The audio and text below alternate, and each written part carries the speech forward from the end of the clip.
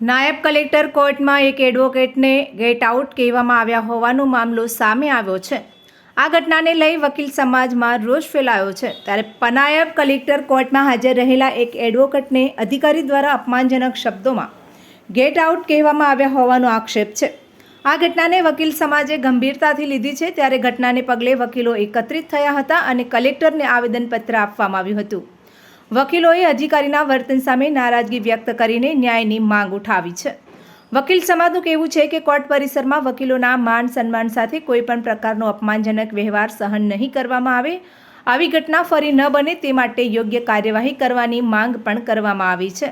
ત્યારે હાલમાં આ મામલે તંત્ર દ્વારા શું પગલાં લેવામાં આવે છે તે તરફ સૌની નજર મંડાઈ છે। ધારાણી એડવોકેટ ગઈકાલે નાયબ કલેક્ટર શ્રી ચૌધરી સાહેબની કોર્ટમાં મારો એક સિનિયર સિટીઝન નો કેસ હતો, જે લગભગ 19/5 આખરી સુનાવણી થયેલી, ત્યારબાદ હુકમ પર મૂકેલો હતો। એના પછી 19/5થી લઈને ગઈકાલ તારીખ સુધી દર 15 દિવસે હું અને મારા જુનિયર કોર્ટમાં તપાસ કરવા જતા હતા। ત્યારે એવું કહેવામાં આવતું હતું કે ઓર્ડર ટાઈપ થઈ ગયો છે, સાહેબની સહી બાકી છે। એટલે અમે આટલી રાહ જોઈ। ગઈકાલે હું ગયો ત્યારે કલેક્ટર સાહેબ કોઈ કામમાં નહોતા ને એકલા બેઠેલા હતા। એટલે એમની ઓફિસમાં પટાવાળાએ કહ્યું કે ચિઠ્ઠી આપો। એટલે ચિઠ્ઠી આપી એટલે એમને કહ્યું કે શિરસ્તેદારને મળો। હું શિરસ્તેદારને મળવા ગયો એટલે શિરસ્તેદારે કહ્યું કે સાહેબ જોડે ફાઇલ પડી છે। એટલે હું ફરીથી સાહેબની ઓફિસમાં ગયો। એ વખત સાહેબ મોબાઈલમાં કંઈક કામ કરતા હતા અને એકલા બેઠેલા હતા। એટલે મેં એમનું ધ્યાન દોર્યું કે ભાઈ આ 8 મહિના જેવા થઈ ગયા છે અને ઓર્ડર નથી અને આપની સહી બાકી છે, તો કોઈ પૂરતા હોય તો મને કહો તો હું પૂરતા કરું, પણ આપ હુકમ કરો। એટલે એમને એવું કહ્યું કે હું જોઈ લઈશ।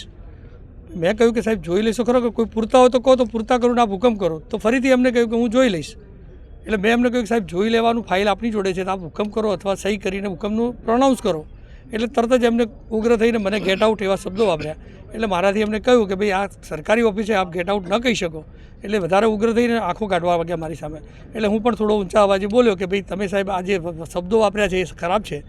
એટલામાં એમનો સ્ટાફ આવી ગયો અને મને સ્ટાફ બહાર લઈ ગયો। આવો બનાવ બનેલો અને મેં બહારમાં રજૂઆત કરી। એટલે બહારના તમામ સભ્યોએ કહ્યું કે આ એક વકીલનું અપમાન છે અને આપણો વર્ગ સંપૂર્ણ બહાર આજે વિરોધ કરીને કલેક્ટરશ્રીને આવેદનપત્ર આપીને એમને વિરુદ્ધ યોગ્ય કાર્યવાહી કરવા વિનંતી કરેલ છે।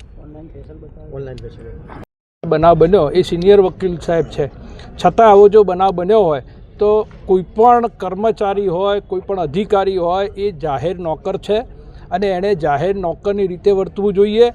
અમે કોર્ટ ઓફિસર છીએ, એમણે દરવાજા ખુલ્લા જ રાખવા પડે। કોઈપણ માણસ એમને મળી શકે એવી કાર્યવાહી કરવી જોઈએ। એમને એમની સત્તા છે અને કોઈપણ માણસને રોકી ન શકે। કોઈપણ સાચી રજૂઆત હોય તો એમણે સાંભળવી જોઈએ। આ નથી કરી અને કોર્ટ ઓફિસરની રીતે વકીલને આલમને જ્યારે પોતે એક ગંભીર રીતે એમણે ગેટ આઉટ કહી દીધો, આ શબ્દ જે છે એ ખૂબ જ દુઃખદાયક શબ્દ છે અને એ કોઈપણ સંજોગોમાં વકીલ આલમ ચલાવી લેશે નહીં। હાલ તો અમે પાલનપુર વકીલ મંડળે આ વાત કરી છે, કલેક્ટરશ્રીને રજૂઆત કરી છે, પરંતુ જો આના અંદર કોઈપણ પરિણામ નહીં આવે તો આખા બાર કાઉન્સિલમાં આખા ગુજરાતના વકીલો આના પાછળ બી લાગશે, એ હું તમને કહું છું।